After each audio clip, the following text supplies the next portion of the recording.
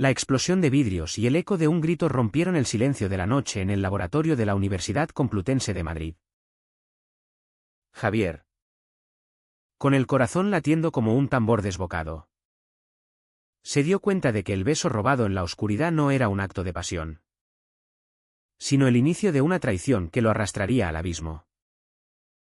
En ese instante, el hombre que acababa de besar, el mismo al que había admirado en secreto durante meses, se apartó con una sonrisa fría, revelando una verdad que Javier nunca imaginó: todo había sido una trampa para exponerlo.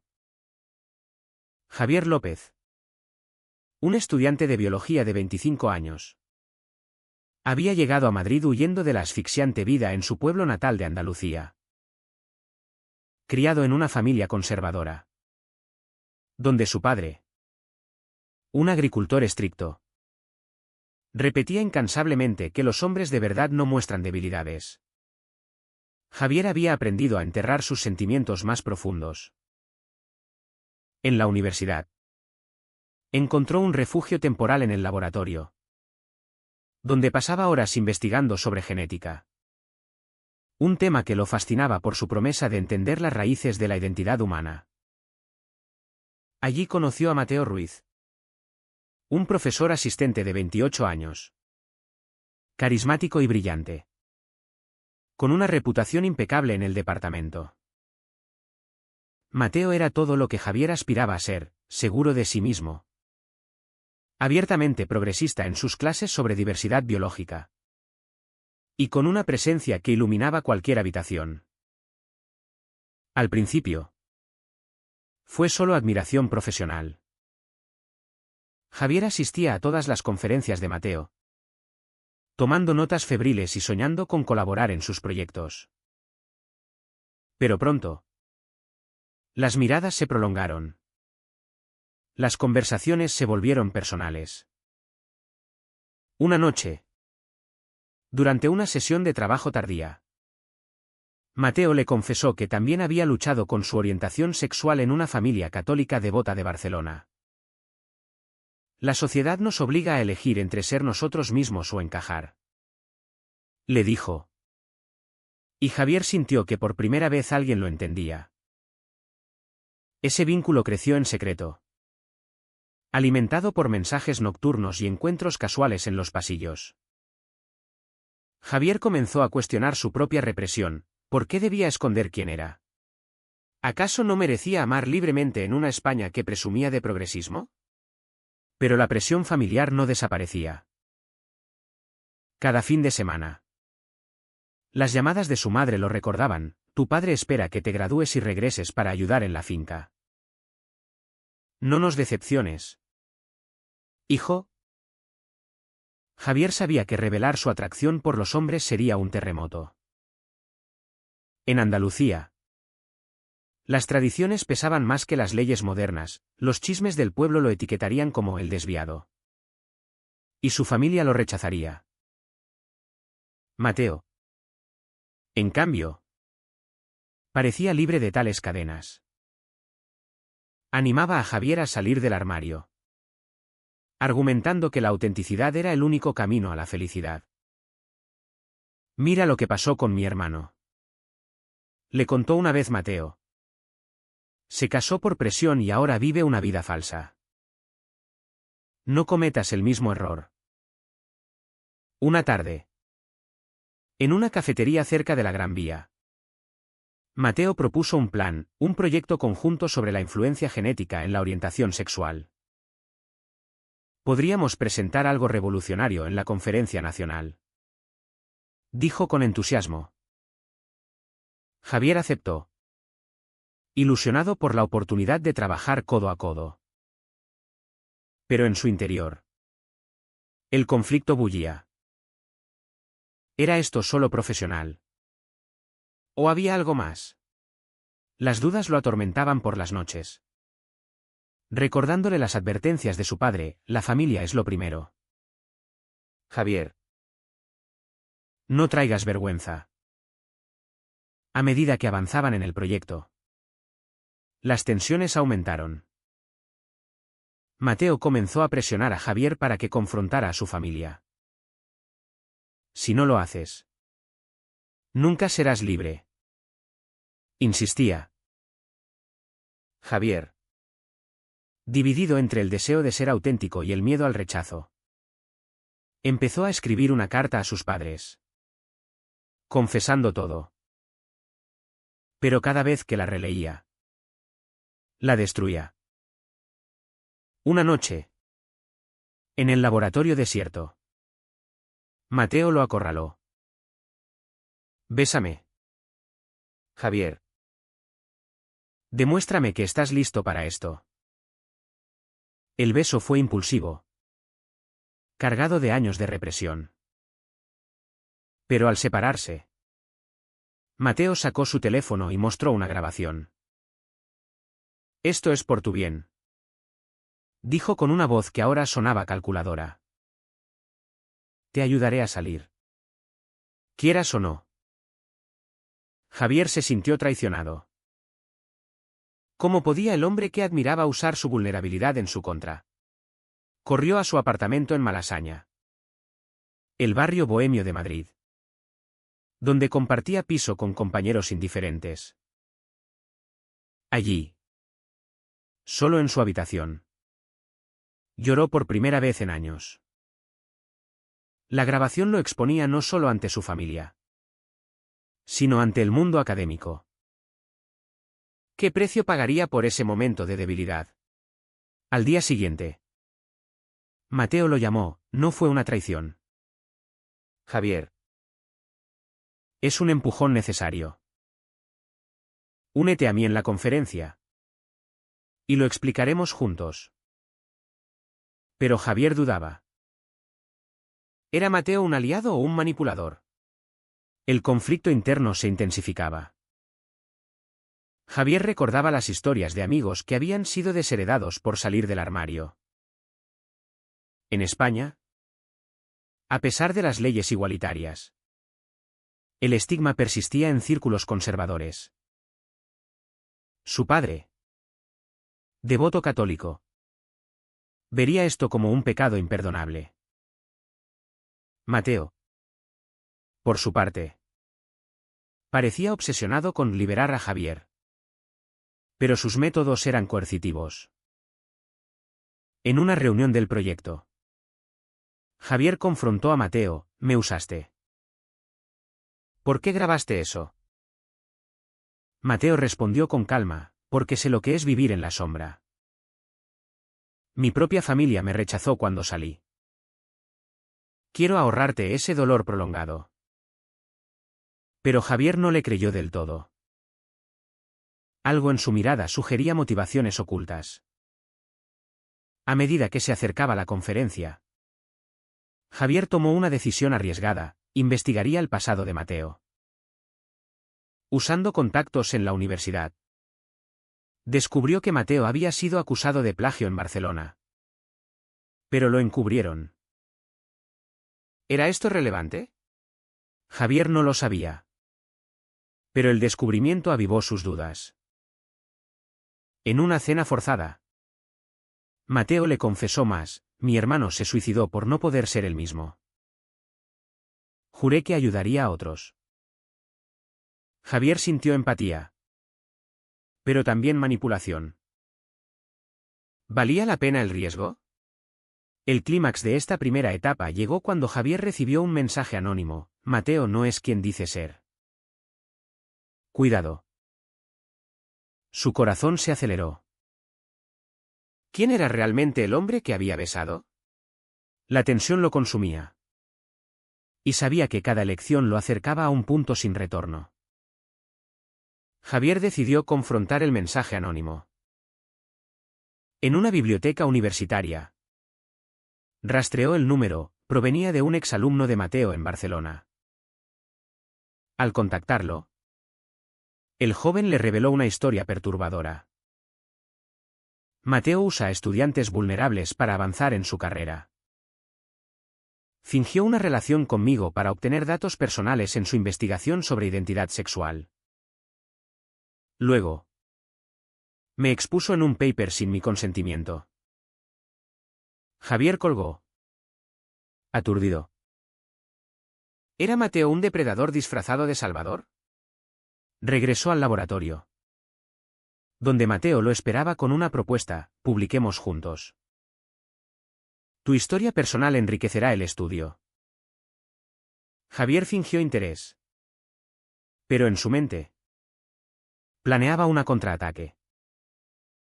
Esa noche, en su apartamento, escribió un email a su familia. No para confesar, sino para preparar el terreno: estoy lidiando con presiones en la universidad. Necesito su apoyo. Su madre respondió con preocupación. Pero su padre fue directo: no toleraré debilidades. Regresa si no puedes manejarlo. El rechazo implícito lo hirió, reforzando su aislamiento. En los días siguientes, la relación con Mateo se tensó. Compartían horas en el laboratorio, analizando datos genéticos. Pero cada conversación era un campo minado. Mateo notó el cambio: estás distante. Javier. Es por el beso. Javier mintió: solo estrés por la conferencia. Internamente, luchaba con la moralidad: debía exponer a Mateo y arriesgar su propia salida del armario. ¿O callar y dejar que otros cayeran en la trampa? La sociedad española, con su fachada progresista, ocultaba hipocresías en foros online. Javier leía testimonios de discriminación en el trabajo académico. Una tarde, en el Parque del Retiro, Mateo lo llevó a un paseo para aclarar las cosas. Bajo los árboles soleados, confesó: te grabé porque temía que te arrepintieras. Quiero que seamos pareja, Javier. Pero solo si eres libre. Javier sintió un atisbo de sinceridad. Pero el daño estaba hecho. Me traicionaste, replicó. Mateo se defendió: la traición es vivir una mentira. Mi familia me obligó a casarme joven, lo anulé. Pero perdí todo. Javier empatizó, recordando su propia represión. Pero la duda persistía. El conflicto escaló cuando Javier encontró evidencias en el ordenador de Mateo, emails a un editor académico, ofreciendo historias reales de estudiantes para un libro. Su nombre aparecía. Furioso, lo confrontó en el laboratorio: me estás usando para tu fama. Mateo negó: es para ayudar a la comunidad LGBT. Sacrifico mi reputación por esto. Pero Javier vio la manipulación. En un arrebato, borró los archivos. Un acto de sabotaje que lo aterrorizó. ¿Había cruzado una línea ética? Al día siguiente, Mateo lo amenazó sutilmente: si no colaboras, publicaré la grabación. Javier, acorralado, buscó consejo en un grupo de apoyo LGBT en Chueca, el barrio gay de Madrid. Allí, conoció a otros que habían sufrido presiones similares. La salida del armario debe ser voluntaria, le dijeron. Inspirado, decidió contarle a un amigo cercano, Pablo, sobre su orientación. Pablo, heterosexual pero aliado, lo apoyó: no dejes que Mateo te controle. Sin embargo, la familia de Javier intervino. Su padre, sospechando problemas, viajó a Madrid. En una cena tensa en un restaurante de la Latina, exigió explicaciones: pareces distraído. Hay una chica. Javier, temblando, evadió: solo estudios. Pero el padre insistió: no traigas escándalos. Somos gente decente. El peso de las expectativas lo aplastaba. Recordándole el costo social en su pueblo, vecinos que rechazaban a familias manchadas. Mateo. Enterado del sabotaje. Escaló la venganza. Envió la grabación a un compañero de Javier, quien la difundió accidentalmente. Rumores corrieron por la universidad: Javier es gay. Y Mateo lo expuso. Javier se sintió humillado, enfrentando miradas juzgadoras en clases. Una profesora conservadora lo llamó: esto afecta tu credibilidad académica. El estigma societal lo golpeó, en España. Pese al matrimonio igualitario, el machismo persistía en instituciones tradicionales. Javier tomó una decisión drástica: denunciaría a Mateo por acoso. Pero antes, confrontó a su familia. En una llamada, confesó: soy gay. Y Mateo me manipuló. Su madre lloró: Dios nos ayude. Su padre colgó. El rechazo fue un puñal, pero también una liberación parcial. Ahora, solo debía enfrentar las consecuencias. ¿Valía la pena la verdad si destruía lazos familiares? La tensión culminó en una reunión departamental. Mateo, defendiendo su posición, argumentó: estoy promoviendo la visibilidad. Javier replicó: a costa de mi privacidad. El debate dividió al grupo, reflejando divisiones sociales más amplias. Javier salió exhausto, sabiendo que el precio de su elección era alto: aislamiento, pero también autenticidad incipiente.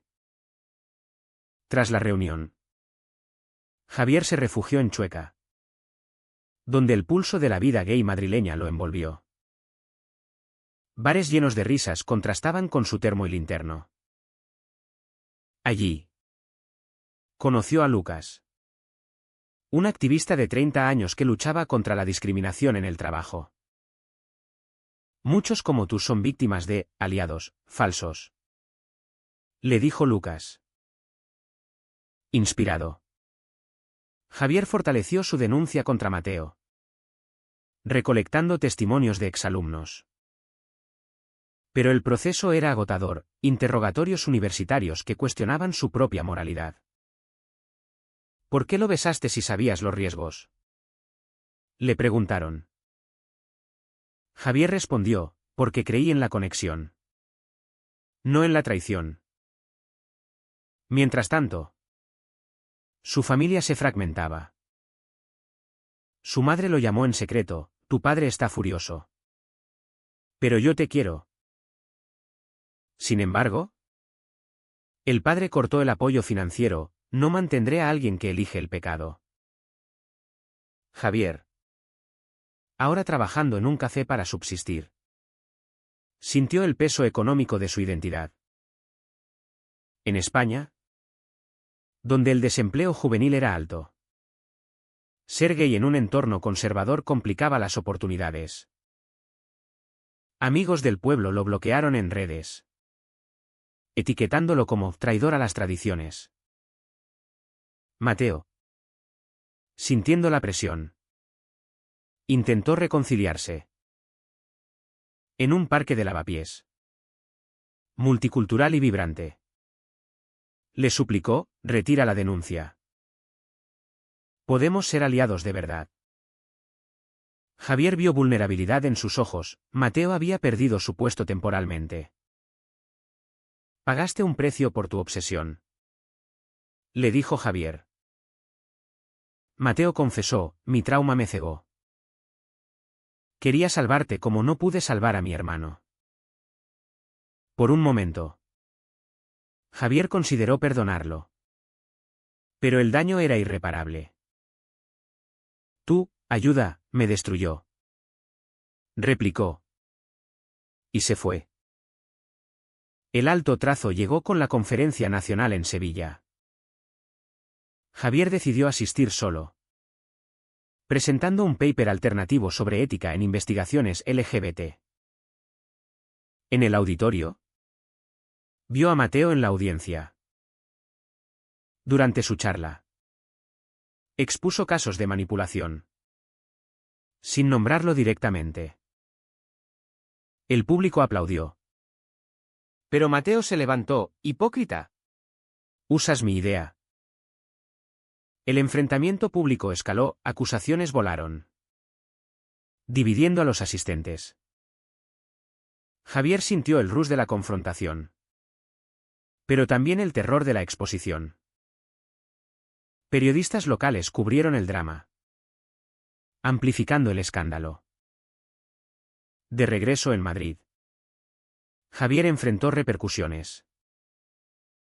Su apartamento fue vandalizado con grafitis homofóbicos. Un recordatorio de que la sociedad no era tan tolerante. Lucas lo ayudó a mudarse. Y entre ellos surgió una amistad genuina, libre de manipulación. El amor verdadero no fuerza decisiones, le dijo Lucas. Javier reflexionó sobre sus elecciones, había perdido familia y estabilidad, pero ganado autonomía. ¿Era eso libertad? La familia de Mateo intervino inesperadamente. Su madre, una mujer devota, contactó a Javier: mi hijo está destruido. Por favor, perdónalo. Javier, conmovido, se reunió con ella en Barcelona. Allí, en una casa llena de cruces, escuchó la historia familiar: rechazos, suicidios, ciclos de dolor. La sociedad nos obliga a elegir bandos, dijo ella. Javier vio paralelismos con su propia vida, cuestionando si el perdón era posible. Pero al volver, decidió proceder con la denuncia. El juicio universitario fue un torbellino. Testimonios revelaron patrones en el comportamiento de Mateo, varios estudiantes manipulados. Mateo defendió, actuaba por el bien mayor. Javier testificó, el fin no justifica los medios. El veredicto: suspensión para Mateo. Javier ganó. Pero el triunfo era amargo. Perdió becas por el escándalo, forzándolo a posponer su graduación. En soledad, Javier escribió un diario: pagué con mi paz por ser yo mismo. Contactó a su padre, suplicando comprensión: no elegí esto. Pero es quien soy. El silencio fue ensordecedor.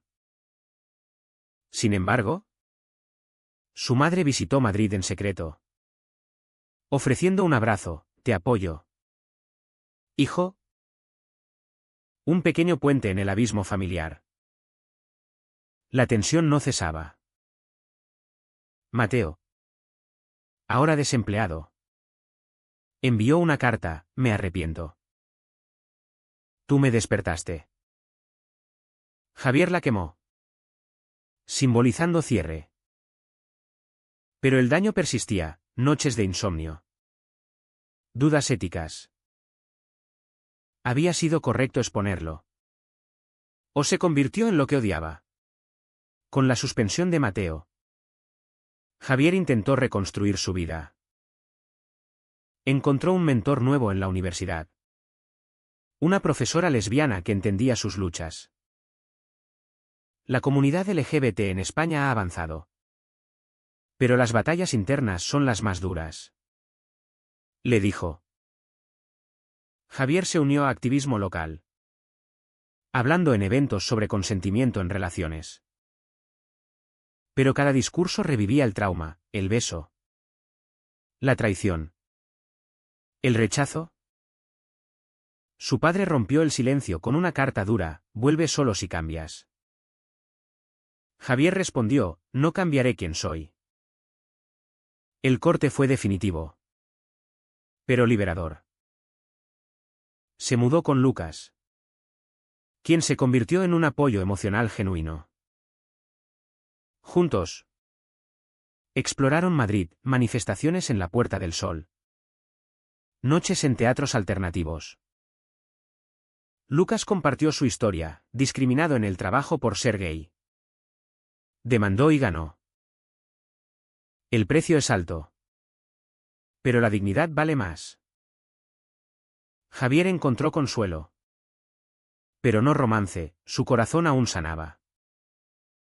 Mateo reapareció en un evento activista, pidiendo perdón público. Fui ciego por mi dolor, admitió ante una multitud. Javier, en la audiencia, sintió conflicto, empatía versus ira. Al final, se acercó, tu arrepentimiento no borra el daño. Mateo asintió, lo sé.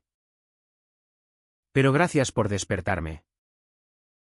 Fue un cierre parcial, destacando temas de redención y responsabilidad. Javier graduó con honores, pero el escándalo lo siguió. Ofertas laborales escaseaban, empresas conservadoras lo rechazaban sutilmente. Se mudó a Valencia por un puesto modesto, alejándose de Madrid. Allí, reconectó con su madre, quien lo visitaba en secreto. Tu padre ablandará, prometía. Pero Javier dudaba. El estigma societal persistía, en noticias. Debates sobre la agenda gay en política. En una reflexión final, Javier escribió un artículo anónimo, en la búsqueda de identidad. Sacrificamos mucho. ¿Es justo? Publicado en un blog LGBT. Generó debates. Algunos lo elogiaron por su valentía, otros lo criticaron por exponer a Mateo. Javier leyó comentarios, ¿valió la pena? Años después, en una reunión familiar forzada en Andalucía, su padre lo confrontó, elegiste mal. Javier replicó, elegí ser yo. El padre, envejecido, murmuró, tal vez yo me equivoqué. Un atisbo de reconciliación. Pero el daño perduraba. Javier regresó a Valencia, fortalecido pero marcado. La historia de Javier ilustra los costos de la autenticidad en una sociedad dividida. Traiciones. Rechazos. Despertares, cada decisión tuvo un precio. Al final, encontró paz en su identidad. Pero cuestionó si el camino fue el correcto. ¿Fue correcto que Javier expusiera a Mateo? ¿O el perdón habría sido la elección moral superior?